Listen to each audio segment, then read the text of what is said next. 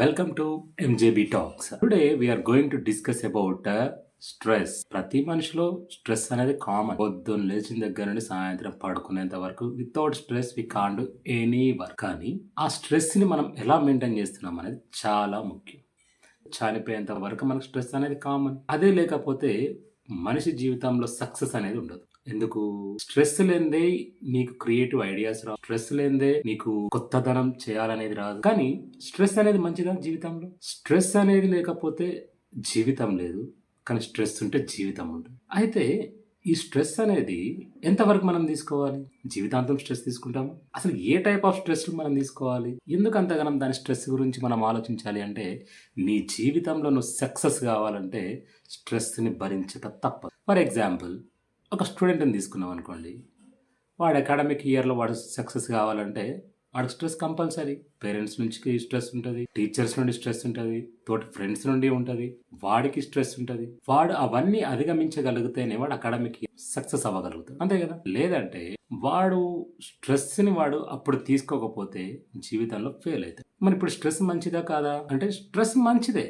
ఎంతవరకు మంచిది అంటే, మనం దాని గురించి ఎక్కువ ఆలోచించినంత వరకు మాత్రమే స్ట్రెస్ మంచిది. ఎప్పుడైతే మనం దాని గురించి, ఒక విషయం గురించి ఎప్పుడైతే ఓవర్ థింకింగ్ చేస్తున్నామో ఆటోమేటిక్గా మనం ఓవర్ స్ట్రెస్లోకి వెళ్ళిపోతాం. మనం టైం మేనేజ్మెంట్ అనేది చాలా పూర్గా చేస్తామండి. మన టైం మేనేజ్మెంట్ వల్ల మనం స్ట్రెస్లో ఫీల్ అయిపోయి ఎదుటి వారిని తిట్టడం, కొట్టడం ఇలాంటివి చేస్తాం కదా. ఎదుటి వారి తప్పులో చూస్తాం కానీ అసలు మనం టైం కరెక్ట్ మెయింటైన్ చేస్తున్నామా లేదా అనేది ఎవ్వరు పట్టించుకోరు. నువ్వు ఎప్పుడైతే టైంని కరెక్ట్గా పట్టించుకుంటావో, టైంకి చేస్తావో, నీ జీవితంలో స్ట్రెస్ అనేది ఉండదు. ఎందుకు ఉంటుంది స్ట్రెస్ అనేది? ఫ్యామిలీ, ఇది ఇంకో రకమైన స్ట్రెస్. ఫ్యామిలీలో మన మీద ఎక్స్పెక్టేషన్ ఏమో కిలోమీటర్లు ఉంటాయి, మనమేమో సెంటీమీటర్లు కూడా దాటాం. సో ఆ కిలోమీటర్లు రీచ్ కావాలని చెప్పి మనం పరిగెట్టడం మొదలు పెడతాం. ఎప్పుడు అన్నీ అయిపోయి కాలిపోయాక అప్పుడు స్టార్ట్. సో ఆటోమేటిక్గా స్ట్రెస్ పెరుగుతుంది. Third time, taking too much. అసలు అది మన హ్యాండిల్ మనం చేయగలుగుతామా లేదా అనేది మనకు ఐడియా ఉండదు. ఒప్పేసుకుంటాం అన్నిటికీ, చేస్తాం, ఖతర్నాక్ చేస్తామని. కానీ ఆ దగ్గరకు వచ్చేసరికి మనకు అర్థమవుతుంది, మనకి అరే ఇది మనం చేయలేము అని. అలాంటప్పుడు కూడా స్ట్రెస్ పెరుగుతుంది. సో ఈ స్ట్రెస్ అనేది అసలు ఎందువల్ల మన మీద ఎక్కువ ఉంటుంది అంటే, సింపుల్ ఆన్సర్ ఈజ్ మనకి మనమే చేసుకుంటాం. పూర్ టైం మేనేజ్మెంట్ చేస్తాము, మన మీద ఫ్యామిలీ ఎక్స్పెక్టేషన్స్ ఉంటాయి, ఇవన్నిటిని కలుపుకొని మనకి మనమే హ్యాపీగా స్ట్రెస్ తెచ్చు. అసలు ఈ స్ట్రెస్ అనేది ఎందుకు వస్తుంది మనకి అంటే, గుడ్ థింగ్స్ కూడా మనకి చాలా సార్లు స్ట్రెస్ ని కలగదు. ఏంటి ఆ గుడ్ థింగ్? ప్రతి ఒక్కరు చెప్తారు కాంపిటీషన్ ఈజ్ వెరీ గుడ్ అని. Yes, competition is very good. But కాంపిటీషన్లో నువ్వు ఎప్పుడైతే విన్ అవుతావో ఆ విన్ని ఎంజాయ్ చేయడం నేర్చుకో. ఎప్పుడైతే నీకు కాంపిటేటివ్ స్పిరిట్ లేదో ఆటోమేటిక్గా నీకు స్ట్రెస్ అనేది ఉంటుంది. ఏంటి కాంపిటేటివ్ స్పిరిట్ అంటే, సింపుల్ స్టూడెంట్స్ గురించి తీసుకుందాము. ఒక పిల్లగానికి ఎప్పుడు రెగ్యులర్గా ఫస్ట్ ర్యాంక్ వస్తుంది అనుకోండి. ఒక ఎగ్జామ్లో వాడు సెకండ్ ర్యాంక్ వస్తే ఆటోమేటిక్గా వాడు స్ట్రెస్ ఫీల్ అవుతాడు. ఎందుకు? ఇప్పటిదాకా నా ఫస్ట్ ర్యాంక్ వచ్చింది, అందరు నన్ను గ్రేట్ అన్నారు, ఇంట్లో వాళ్ళు కూడా ఎప్పుడు ఫస్ట్ ర్యాంక్ వస్తావు అని చెప్పి అందరు పొగుడతారు. ఎప్పుడైతే వాడికి మార్క్స్ తక్కువ వచ్చినాయో వాడు ఆటోమేటిక్గా ఇంట్లో వాళ్ళు తిడతారు, ఫ్రెండ్స్ కూడా అరే ఏంటి ఈసారి ఏమంది అంటారు. కానీ ఆ పిల్లగాని పరిస్థితి ఎవరు అర్థం చేసుకో. వాడు ఎంత స్ట్రెస్ ఫీల్ అవుతాడు? ఎందుకు ఇంత స్ట్రెస్ ఫీల్ అవుతాడు అంటే, ఈ don't have the competitive spirit. Competitive spirit అనేది ఎక్కడి నుంచి మొదలవ్వాలి అంటే, ఇంట్లో నుంచే మొదలవ్వాలి. ఇంట్లో వాళ్ళు కాంపిటేటివ్ స్పిరిట్ నేర్పించారు. ఎప్పుడు నీకు ఫస్ట్ ర్యాంక్ రావాలి, మార్క్స్ రావాలి అని చెప్పి. కాంపిటేటివ్ స్పిరిట్ ఎప్పుడైతే వెళ్ళిపోయిందో, ఎప్పుడైతే కాంపిటీషన్ నేనే టాప్ రావాలని ఉందో ఆటోమేటిక్గా నీకు స్ట్రెస్ రావాలి. Yes, competition is very good, ఒప్పుకుందాం. ఎంపటి వరకు? గెలిచేంత వరకు నువ్వు పోరాడాలి, దాన్ని కూడా ఒప్పుకుందాం. కానీ ఒకవేళ గెలవకపోతే దాని కాంపిటేటివ్ స్పిరిట్ తోని ఎంతమంది తీసుకుంటున్నారు, ఎంతమంది తల్లిదండ్రులు దాన్ని ఒప్పుకుంటున్నారు. సో ఇక్కడ మెయిన్ మిస్టేక్ ఎక్కడ జరుగుతుంది అంటే, తల్లిదండ్రుల దగ్గరే జరుగుతుంది. మీ పిల్లగాళ్ళకి మీరు కాంపిటేటివ్ నేర్పిస్తలేరు, హౌ టు కాంపిటేటివ్ స్పిరిట్ ఎలా ఉండాలని మీరు నేర్పిస్తలేరు. అయితే ఈ స్ట్రెస్ రెస్పాన్స్ అనేది ఎట్లా ఉంటుందంటే, జనరల్ గా 4 టైప్స్ ఎఫెక్ట్ మన మీద చూపెడుతుంది. ఇలా ఫిజికల్ గా అండ్ ఎమోషనల్ గా అండ్ బిహేవియర్ గా అండ్ మెంటల్లీ కూడా. ఎలా అంటే, ఫిజికల్ గా జనరల్ గా ఎక్కువ స్ట్రెస్ మనం ఫీల్ అయినప్పుడు ఫిజికల్ గా ఎలా చూపిస్తుంది అంటే, మనకి హెడేక్ రావచ్చు, మజిలేక్ రావచ్చు, అండ్ నీరసం ఉండొచ్చు, అండ్ రెగ్యులర్ గా మనం హెల్త్ ప్రాబ్లం కూడా బాగా ఫేస్ చేస్తాం. అండ్ నిద్ర పట్టకపోవడం ఒకటి. అండ్ బాగా మనం స్ట్రెస్ ఫీల్ అయినప్పుడు ఏం చేస్తాం, గట్టిగా పళ్ళు ఇట్లా పెట్టి కొరుకుతాం కదా. స్ట్రెస్ లో ఉండే అలవాట్లు. సో, ఇవన్నీ ఆటోమేటిక్‌గా నీలో పెరుగుతున్నాయంటే దాని మీనింగ్ ఏంటి? You are going to the ఫిజికల్‌గా స్ట్రెస్‌గా ఫీల్ అయితున్నావు అని అర్థం. అండ్ నెక్స్ట్ వన్ మెంటల్‌గా ఏం చేంజెస్ వస్తాయంటే నీ బాడీలో పూర్ కాన్సంట్రేషన్. ఇప్పుడు ఎవరైనా విషయం చెప్పారనుకోండి ఎగ్జాంపుల్‌గా దాని మీద మనం కాన్సంట్రేషన్ చేయం. అండ్ మనం ఏమైనా పని చేయాలని దాని మీద కాన్సంట్రేషన్ ఉండదు. ఇట్లాంటివన్నీ పూర్ కాన్సంట్రేషన్ వస్తాయి. And forgetfulness. అంటే వాళ్ళు ఒకరు ఏమన్నా మన పట్ల ఏమన్నా తప్పుగా బిహేవ్ చేస్తే వాళ్ళని వదిలేద్దాము అనేది మనం చెయ్యము. ఎందుకు? మనం ఆల్రెడీ స్ట్రెస్‌లో ఉన్నాం. ఎవడో మనల్నంటే మనం ఎందుకు కొడతాము? వాడిని అసలు ఫర్గెట్ అనేది మర్చిపోతాం మన లైఫ్‌లో. Next one is the poor judgement. ఏదైనా విషయంలో నువ్వు జడ్జ్‌మెంట్ చేయాలి అంటే చాలా వీక్‌గా చేయగలుగుతావు. ఆలోచనలు ఎక్కువ స్ట్రెస్ తీసుకోవటం వల్ల ఇవన్నీ చేయగలుగుతావు. సో, చేయగలుగుతావు. దానివల్ల లాస్ ఎవరికి ఫైనల్‌గా? మనకే loss. Next one is the negativity.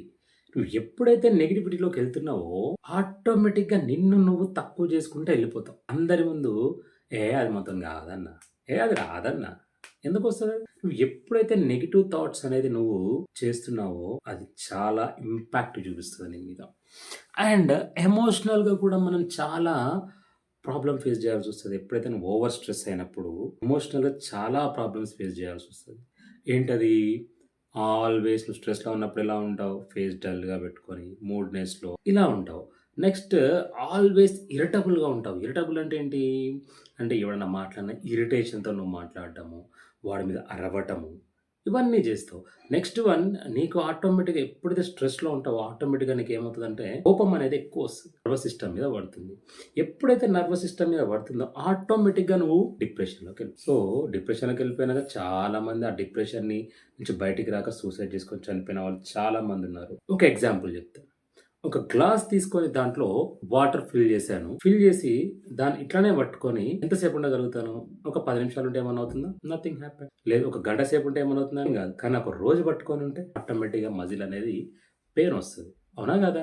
So, దీనివల్ల మనం నేర్చుకునేదేంటంటే, నీకున్న బర్డెన్‌ని నువ్వు ఎంత షార్ట్ టైమ్‌లో నువ్వు దాన్ని తీయగలుగుతావో అది చేయాలి. అదే బర్డెన్‌ని జీవితాంతం పట్టుకుంటే ఆటోమేటిక్‌గా you get the stress. So, మనకున్న బర్డెన్‌ని ఎంత షార్ట్ టైమ్‌లో ఎంత ఈజీగా సాల్వ్ చేయగలుగుతామో చూసుకోగలిగితే, లేదంటే వదిలేయాలా? ఆ బర్డెన్‌ని క్యారీ చేయాలా?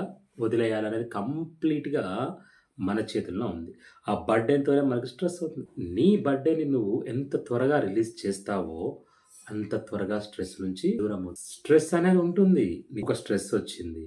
ఒక 5 ఇయర్స్ తర్వాత దాన్ని చూసుకుంటే మనమే నవ్వుకుంటాం. చిన్నప్పుడు ఎన్ని సార్లు మనం పేరెంట్స్ చేతిలో తిట్లు తినలేదు. ఆ టైంలో మన స్ట్రెస్ ఏంటిది? ఉంటుంది ఆ టైంలో. అదే ఒక 5 సంవత్సరాల తర్వాత దాన్ని ఆలోచించుకుంటే వి గెట్ ఎంజాయ్. కానీ ఎంతమంది ఇప్పటి వరకు సార్ తిట్టాడని, పేరెంట్స్ తిట్టారని సూసైడ్ చేసుకొని చనిపోయారు. అవునా కాదా? సింపుల్ లాజిక్ వాళ్ళకి కాంపిటీటివ్ స్పిరిట్ లేదు. బికాస్ ఆఫ్ దట్ అనేది ఫీల్ అయ్యారు. మరి కాంపిటేటివ్ స్పిరిట్ అనేది ఎక్కడి నుండి వస్తుంది అంటే ఆల్రెడీ మనం చెప్పుకున్నాం. ఏంటి? ఇంటి దగ్గరే మొదలవ్వాలి అది. కాంపిటేటివ్ స్పిరిట్ అనేది ఎప్పుడైతే నేర్పించామో ఆటోమేటిక్‌గా పిల్లగానికి ఏమవుతుంది? స్ట్రెస్ అనేది స్టార్ట్ అవుతుంది. దాని నుంచి ఎలా బయటికి రావాలో తెలీదు. పేరెంట్స్ ఏమో చదవాలి, మార్క్స్ రావాలి. అది కాక వాడికేం కావాలో పేరెంట్స్ ఆలోచించరు. అయితే ఈ స్ట్రెస్ నుంచి రిలీజ్ కావడానికి కొన్ని చిన్న చిన్న టెక్నిక్స్ ఉంటే చాలు. లైఫ్‌లో ఉండే స్కిల్స్‌ని ఎలా ఆర్గనైజ్ చేస్తామనేది వెరీ ఇంపార్టెంట్. స్ట్రెస్ లెవెల్ అనేది తగ్గుతుంది. మొత్తం స్ట్రెస్ అనేది పోదు. చనిపోయినాక మనకి ఎట్లాగో పోదు. Next one accept the test. ప్రతి మనిషికి జీవితంలో ఒక టెస్ట్ అనేది ఉంటుంది. ప్రతి మనిషికి ఉంటుంది. జీవితం పెట్టే పరీక్షలు నువ్వు యాక్సెప్ట్ చేయాలి. లేదనుకో మనం ఆ రోజే మనం చచ్చిపోయినట్టే. సో, ఆ టెస్ట్‌ని ఎప్పుడైతే నువ్వు యాక్సెప్ట్ చేస్తావో, యాక్సెప్ట్ చేసి ఆర్గనైజ్‌గా మలుచుకుంటావో స్ట్రెస్ అనేది ఆటోమేటిక్‌గా రిలీజ్ అవుతుంది. ఇంట్లో వాళ్ళు గాని, బయట వాళ్ళు గాని మన మీద కొన్ని ఎక్స్‌పెక్టేషన్స్ పెట్టుకుంటారు. ఫస్ట్ మనం దాన్ని వదిలేయాలి. మన గురించి వాళ్ళు ఎక్స్‌పెక్టేషన్ పెట్టుకుని బట్ మనమేంటో మనకు తెలుసు కదండీ. మనమేంటో మనకు తెలిసినప్పుడు ఆ ఎక్స్‌పెక్టేషన్స్ రీచ్ అవుతామా కావా అని మనకు తెలుసు. అవునా కదా? ఎప్పుడైతే నువ్వు ఆ ఎక్స్‌పెక్టేషన్‌ని వదిలేస్తావో అలా అయితేనే మీరు స్ట్రెస్ నుంచి రిలీజ్ అవుతారు. నీ మీద నీకు ఉండే నీ టాలెంట్ మీద నీకు ఉండే నమ్మకం ఉందే అది పెట్టుకోండి. ఆ ఎక్స్‌పెక్టేషన్ దాని మీద బేస్ చేసుకొని నువ్వు ఎక్స్‌పెక్టేషన్స్ పెట్టు. అంతేగాని పక్కనోడు నా మీద ఎక్స్‌పెక్టేషన్ పెట్టుకున్నాడు, మా అమ్మ పెట్టుకుంది, మా నాన్న పెట్టుకున్నాడు, నా ఫ్రెండ్స్ నా మీద ఈ ఎక్స్‌పెక్టేషన్స్ పెట్టుకున్నారు అంటే you can't reach your goal. అర్థమైందా? వితౌట్ ఎక్స్‌పెక్టేషన్స్ నీ మీద నీకు ఉండే ఎక్స్‌పెక్టేషన్స్ తప్ప వేరే వాళ్ళు నీ మీద ఎక్స్‌పెక్టేషన్స్ పెట్టుకుని ఎప్పుడైతే నువ్వు నడుస్తావో ఆ రోజే నువ్వు స్ట్రెస్‌లో పడిపోయినట్టు, ఆ రోజే నువ్వు ఓడిపోయినట్టు. నెక్స్ట్ వన్ నిద్ర. నిద్ర అనేది మనిషికి చాలా ఇంపార్టెంట్ అండి. ఇప్పుడు నిద్ర అనంగానే అందరు డాక్టర్లు మినిమం 6 గంటలు, 7 గంటలు ఉండాలి.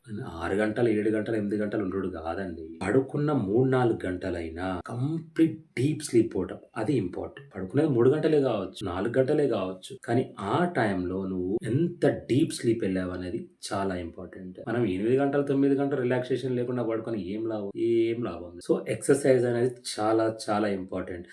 Fresh air and early morning wake up ఇవి లేకపోతే మనం ఎంత ఎక్సర్సైజ్ చేసినా వేస్ట్. అవుట్డోర్ ఎక్సర్సైజ్ అనేది చాలా ఇంపార్టెంట్. ఈ 3 ఎప్పుడైతే పర్ఫెక్ట్ గా నీ లైఫ్ లో ఉంటాయో ఆటోమేటిక్ గా స్ట్రెస్ లెస్ లైఫ్ అనేది నువ్వు లీడ్ చేయగలవు. స్ట్రెస్ లెస్ అంటే మొత్తమే స్ట్రెస్ ఉండకపోవడం కాదని, స్ట్రెస్ ఉంటది కంపల్సరీ. ప్రతి మనిషికి స్ట్రెస్ అనేది ఉంటది. కాకపోతే దాని తీవ్రత అనేది చాలా తగ్గుతుంది. ఓకేనా?